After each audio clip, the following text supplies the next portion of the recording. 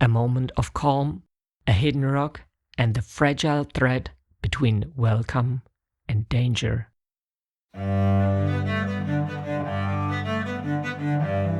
Voyage to go, history. Life is a journey, being part of it is everything. Hello, my name is Jessica. In this podcast, I explore historical journeys and travel accounts that shaped how Europeans came to understand the world. This series follows the second voyage of Captain James Cook and the young German naturalist Georg Forster through the Pacific in the 18th century.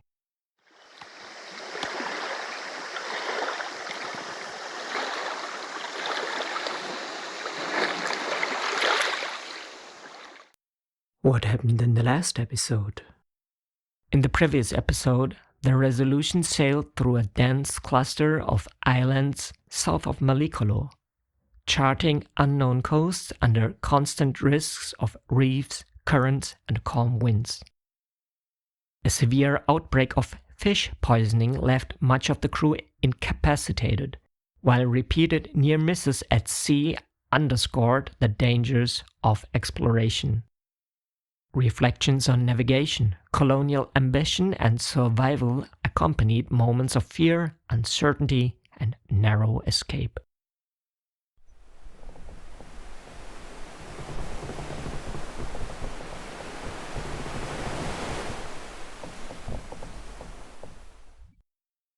August 1st, 1774, off the island of Erromango, Vanuatu.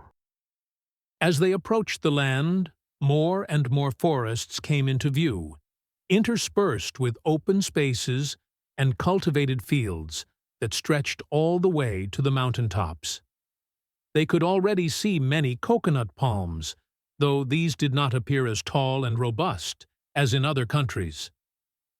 In the afternoon, they reached the western side of the island and sailed along the coast. Between the mountains and the shore lay small plains, mostly planted with banana trees and enclosed by neatly kept hedges. Next to the fields stood huts, or more accurately, simple roofs raised on stilts. Along the beach, about 30 to 40 locals moved about, armed with bows, arrows, and spears. From a distance, they appeared black and seemed quite similar to the inhabitants of Malekolo. A few women were among them. They wore skirts made of straw and leaves that reached down to their calves and sometimes to their ankles. The men, on the other hand, were entirely naked, just like the people of Malekolo. By now, they were sailing into an open bay. From the shore, several men and women waded into the water and called out to them with friendly gestures. But the captain did not consider it wise to drop anchor there, and had the ship continue on its course. As they reached the southern tip of the island, where the coastline turned eastward, it was already getting dark.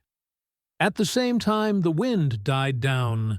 They steered out to sea to avoid being driven toward the coast by a current during the night. Moreover, the sailors had to scrub the deck every morning and evening so that it wouldn't dry out and become leaky in the intense heat. That evening, a marine who had gone to draw seawater accidentally fell overboard. As he couldn't swim, he would have been lost without rescue if the ship hadn't been brought into the wind immediately and multiple ropes thrown out. Fortunately, he had just enough presence of mind to grab one of them and was quickly hauled back on board. The terror of near drowning and the struggle to save himself had left him so exhausted that he could barely stand once back on deck. His comrades helped him with genuine care. They brought him to the sleeping quarters, gave him dry clothes, and let him sip a little brandy, after which he recovered quickly. This was how the soldiers almost always looked out for one another in a brotherly way. Among the sailors, however, such support was unfortunately far less common. The calms that had already tested their patience showed no sign of ending. Again that night, the ship lay motionless on the water. The next day, August 2nd, the current slowly carried it back into the bay they had passed the evening before. Boats were sent out to find an anchorage. Only about 500 meters from shore could the depth be measured. It was around 36 meters there. When a sailing vessel searched for a safe anchorage, measuring the depth of the water was one of the most essential nautical tasks. The crew needed to know how deep it was to avoid running aground, striking the seabed, and damaging the hull. At the same time, the depth could not be too great because the anchor had to reach the bottom and dig in firmly to hold the ship in place. In the 18th century, sailors used a device known as the lead line, a heavy lead weight attached to a long rope marked at regular intervals. These intervals, often made from strips of cloth or leather or from carefully tied knots, indicated the depth in fathoms, 1 fathom being about 1.83 meters. The line was lowered from the bow or over the ship's side until the lead touched the bottom. Sailors often coated the underside of the weight with tallow so that bits of the seabed, sand, mud, coral fragments would stick to it.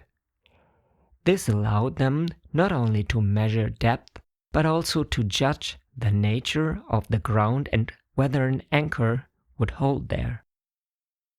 A good anchorage required several conditions: shelter from wind and swell, adequate but not excessive depth, ideally between 5 and 15 meters, and a bottom that allowed the anchor to dig in, typically sand or mud. Coral, rocks, or sharply sloping ground were considered poor holding ground. Once a suitable spot was chosen, the crew lowered the anchor manually over the bow using ropes or a windlass.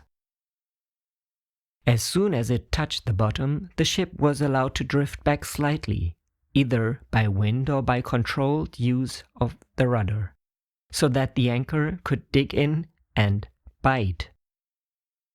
They then paid out enough cable or rope, usually 5 to 7 times the measured depth, to ensure the pull of the anchor was as horizontal as possible, which was essential for proper holding. Only when the vessel no longer drifted did the crew consider the anchor secure. In stronger winds, 2 anchors might be set at different angles. With careful depth sounding and thoughtful choice of seabed, 18th century ships could safely anchor even in unfamiliar coastal waters. The inhabitants returned to the beach once more, but the sailors couldn't communicate with them as the captain had just noticed an approaching wind and fired a signal to recall the boats. As far as they could tell, the cannon shot didn't make any particular impression on the islanders, likely because, unfamiliar with such a sound, they had no idea whether it meant something good or bad, and probably had never seen Europeans before. Now they sailed around the northwestern tip of the island and, by the next morning, August 3rd, approached the lone rock they had previously spotted. Directly across from it on the island stood a mountain with twin peaks, shaped like a saddle, and appearing quite tall. The solitary rock was overgrown with scrub, and since they were running low on firewood, the captain sent out 2 boats to collect some if possible.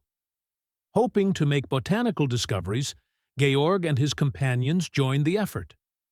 From the ship, the rock had looked very close, but they had to row at least 8 kilometers before reaching it.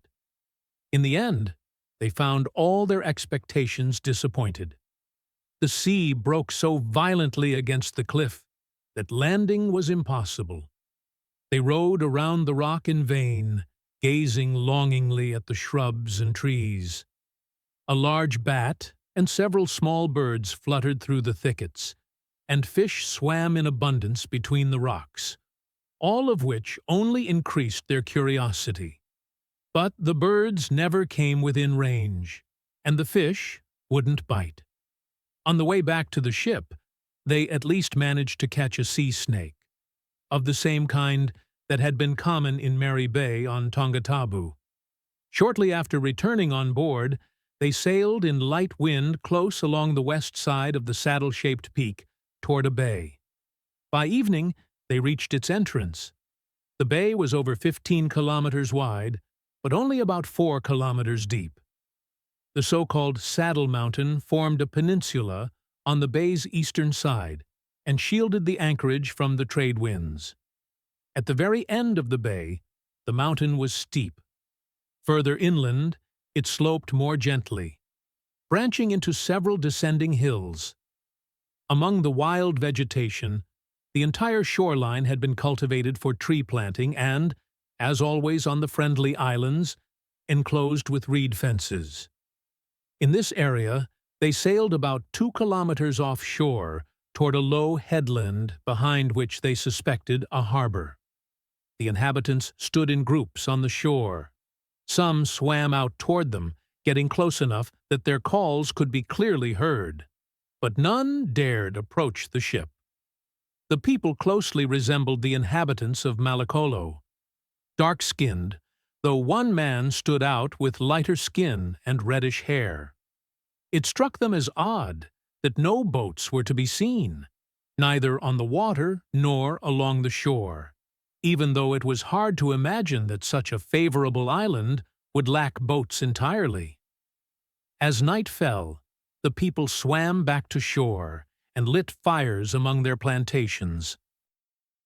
The apparent absence of boats puzzled the Europeans, but this observation reveals more about European expectations than about island life. In many parts of the Pacific, swimming was not an exceptional skill, it was a daily practice learned from early childhood. People moved confidently between shore, reef, and canoe, often over long distances. Canoes were valuable and labor-intensive to build. They were not always kept on open beaches but stored in sheltered coves, hauled inland or used selectively depending on weather, tide, and purpose. Their absence at a particular moment did not indicate a lack of maritime knowledge, but careful management of resources. From a European perspective, boats were permanent, visible fixtures, symbols of mobility and control. Islanders, by contrast, relied on a combination of swimming, seasonal canoe use, and intimate knowledge of currents and reefs. What looked like absence was often a different form of presence. Seen in this light, the people who approached the ship without boats appear not unprepared, but perfectly adapted to their environment. Since their drinking water was nearly gone, and what they had taken on at Namoka had a poor taste, they were all the more pleased to have landed on an island that appeared to be rich in fresh water and other provisions. The crew members who had been poisoned by red sea bream on Malakolo still hadn't fully recovered. At night, they continued to suffer from aching limbs, loose teeth, and painful peeling of the skin on their palates and throats. Still, they hoped to make a full recovery during their stay here with better nourishment. But all such hopes were dashed. The next morning, August 4th, the captain set out for land in 2 well-manned boats. He sat in one, the pilot in the other. Both intended to search for a suitable spot to refill the water barrels. They headed for the shore directly opposite the ship, where around 60 islanders had gathered. As they neared land, the people waded into the water and formed a circle around the boats. The commander handed out nails, medals, and Tahitian cloth among them, to the great joy of the onlookers, and then continued on to the far side of the low headland. When the people in the bay noticed this, they hurried overland in the same direction. After the boats had rowed around the point, they disappeared behind it for almost an hour. Nothing could be seen from the ship. Meanwhile, the locals gathered in the bay from all directions. Others came out in their boats and kept a close watch on the ship. Suddenly, several gunshots rang out. This was followed by irregular single shots that continued for some time. A third boat was immediately sent out for support. At the same time, the crew fired a swivel gun toward the headland. The swivel gun was a small, pivoting cannon widely used aboard ships in the 18th century, including the expedition vessels commanded by James Cook. Mounted on a rotating stand fixed to the ship's bulwark or railing, it could be turned with ease to cover a wide arc of fire. Unlike the large ship's guns that hurled heavy iron shot at enemy vessels or coastal positions, the swivel gun served primarily as a weapon of close defense. It typically fired grape shot or canister rounds, loose charges of pellets, scrap iron, or small lead balls that spread widely over short distances. This made it especially effective against approaching boats, boarding attempts, or dense groups of people either on deck or ashore. During Cook's voyages, the swivel gun was used mainly to protect landing parties, deter attacks by canoes, and secure the ship during first encounters with previously unknown island communities. It could also be employed to fire warning shots, for instance by sending a charge across the bow of another boat. Compact, quick to prepare, simple to operate, and economical in its use of gunpowder, the swivel gun was an invaluable defensive tool on long voyages through uncharted and sometimes unpredictable waters. Shortly afterward, a cannon was fired from the foredeck, aimed toward the mountains. The loud bang startled all the visible islanders. Many of them ran in panic into the bushes. Some came out of their gardens curious, but turned back immediately when they saw their fellow villagers fleeing. Others were carrying a wounded or possibly dead man up the mountain from the area where the first shots had been fired. Eventually, the captain returned with his boat. One of the sailors had been injured on the cheek and hand. Cook described the events as follows. They had barely rounded the point when they found a suitable landing place. He and another man went ashore. In front of them stood several hundred armed men, with bows, arrows, clubs, and long spears. The people were nut-brown in color, of average but clearly taller build than the Malacalese. Their limbs and facial features appeared more well-formed. From a European perspective, however, they were just as naked as the others, wearing only a string around the waist. Some had painted their faces with black and red colors. Their hair and beards were thick and curly, almost always black. Only a few had reddish hair. To win the trust of the new acquaintances, the captain handed out various trinkets among them, and especially gifted one man who clearly held some authority. He signaled to this man with gestures that they needed water and other provisions. Once the leader understood, he immediately sent a few men away and continued speaking with the commander during their absence. The messengers soon returned with a hollow bamboo tube full of fresh water, a few coconuts, and a yam root. Judging by their gestures, they must have gathered the water from the surrounding area, but clearly did not want the strangers to explore the location themselves. Since the number of islanders was steadily increasing, the captain thought it wiser to re-embark, but their retreat seemed to trigger an attack. Before the boat could even push off from the shore, one of the locals had already seized an oar by force. Another man wrested it back from him and threw it to the sailors, but others now tried to pull the plank ashore over which the crew had boarded the boat. Yet more waded into the water, seized 2 more oars, and even grabbed the boat itself to drag it onto the beach. As the leader seemed to be directing the entire assault, Cook aimed to shoot him, but just as on Savage Island, his musket misfired. The islanders saw Cook take aim and could naturally guess that he held a weapon in his hands. So they didn't hesitate to attack the boat from all sides with arrows and spears. One of the spears, just a blunt stick, struck a sailor in the cheek. At that point, the captain gave the order to open fire in genuine self-defense. It took a moment before a musket finally discharged, but the first shots killed 2 islanders who were standing right next to the boat. The others were not deterred by this. They only drew back briefly, then returned with determination to continue the attack with stones and arrows. Then the second boat began to fire as well.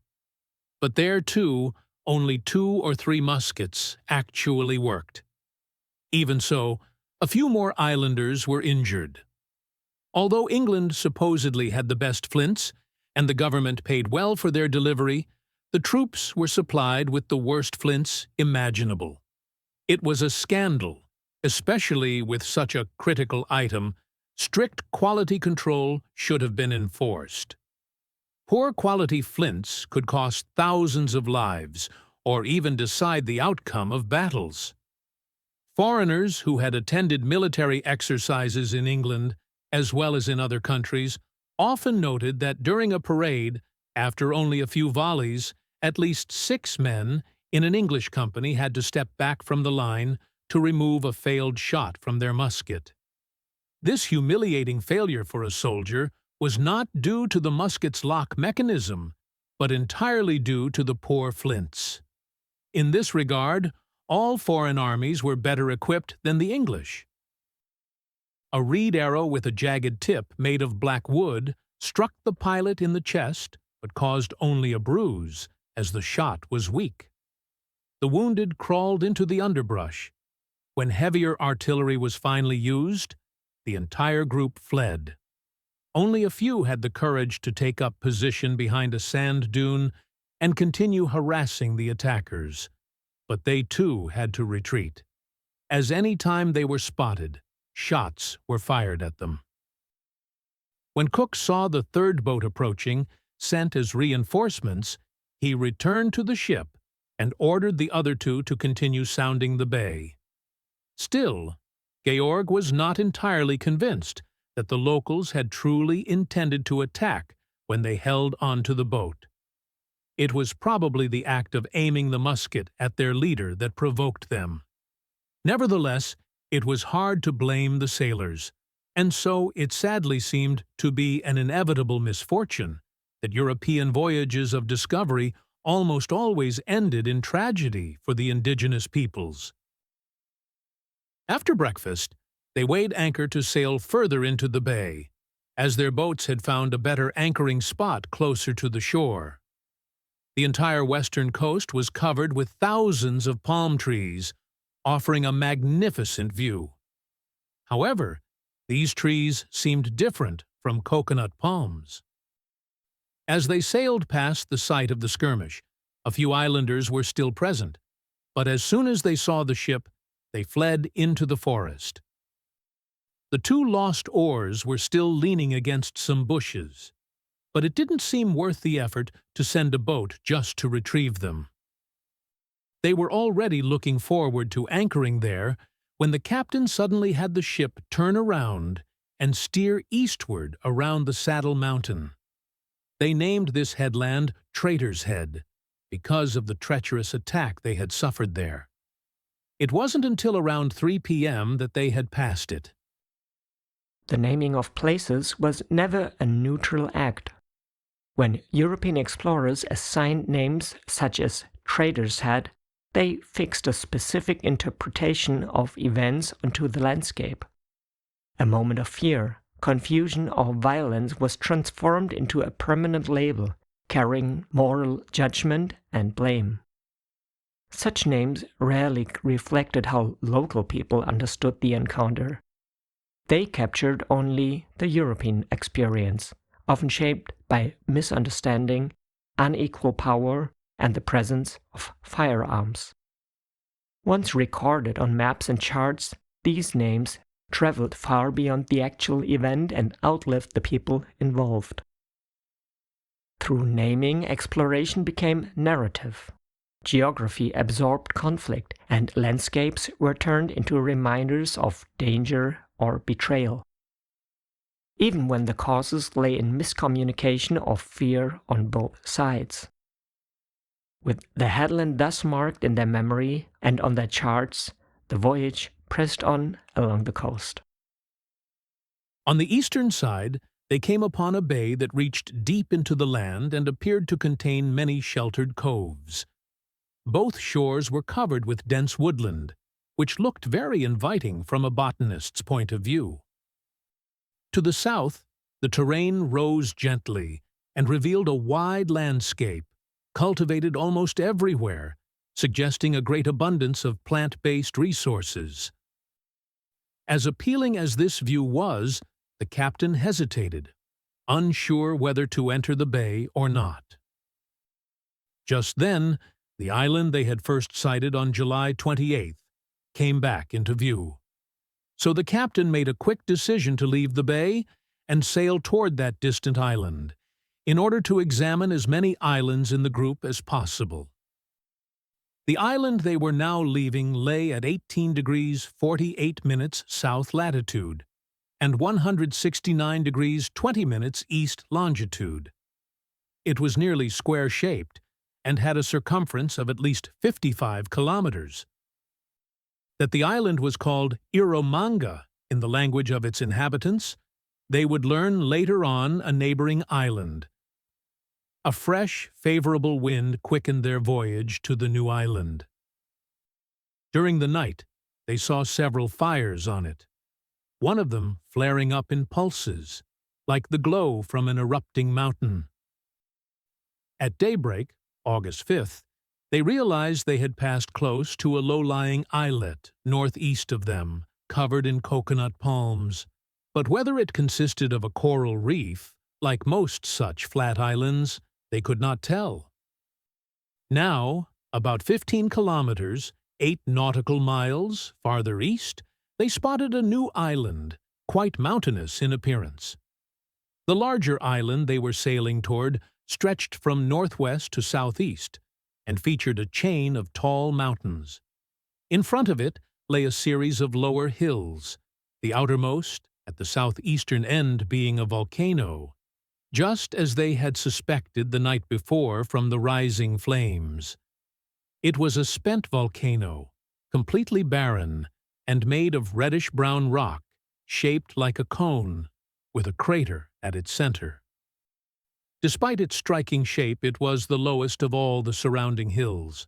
From its mouth, a column of smoke would rise from time to time, like a great tree with a wide canopy.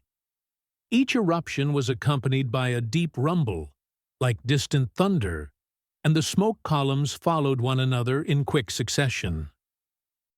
The smoke was usually whitish or yellowish, but at times grayish-red, likely from the reflection of the inner fire.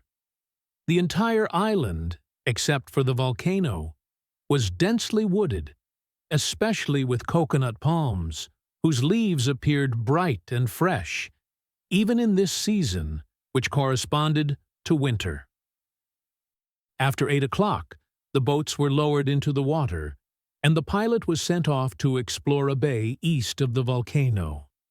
As they sailed in with the help of a favorable wind, they saw 2 canoes with islanders push off from different parts of the coast to follow the Europeans. A third canoe was sailing along the shore in the distance. The men in the boats signaled for the ship to follow, so they steered into the bay, whose entrance was narrow. Suddenly, they were startled when the sounding lead, which was being cast regularly, showed only 8.2 meters, 4.5 fathoms, instead of the usual 6.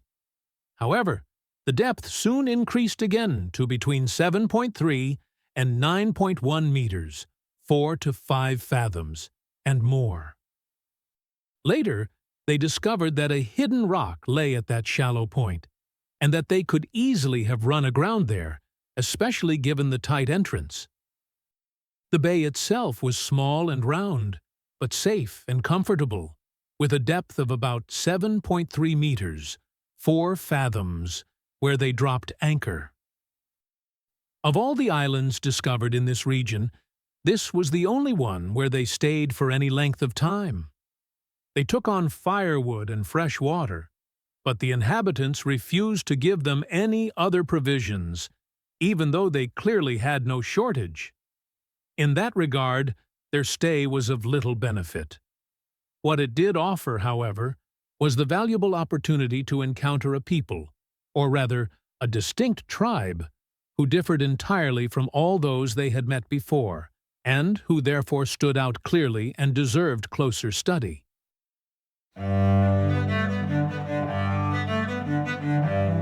This brings us to the end of this episode of The Journey.